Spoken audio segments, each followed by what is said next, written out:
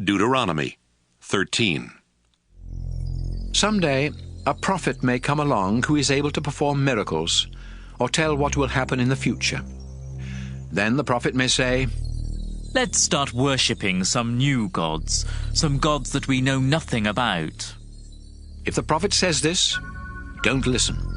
The Lord your God will be watching to find out whether or not you love him with all your heart and soul.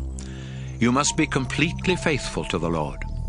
Worship and obey only the Lord, and do this with fear and trembling, because he rescued you from slavery in Egypt. If a prophet tells you to disobey the Lord your God and to stop worshipping him, then that prophet is evil and must be put to death.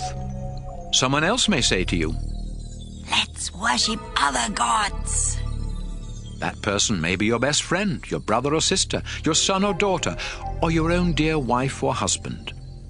But you must not listen to people who say such things. Instead, you must stone them to death. You must be the first to throw the stones. Then others from the community will finish the job. Don't show any pity.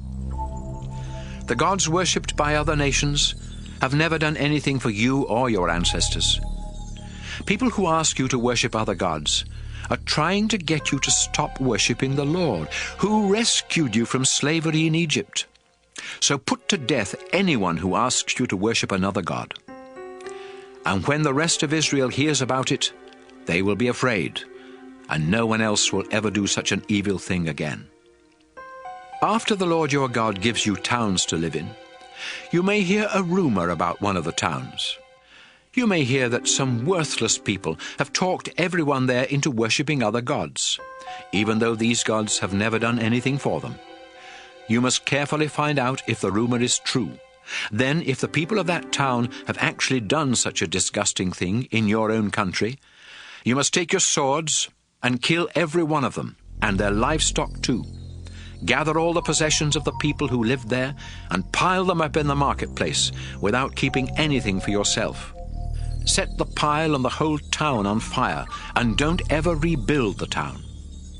The whole town will be a sacrifice to the Lord your God. Then he won't be angry anymore, and he will have mercy on you and make you successful, just as he promised your ancestors. That's why you must do what the Lord your God says is right. I am giving you his laws and teachings today, and you must obey them.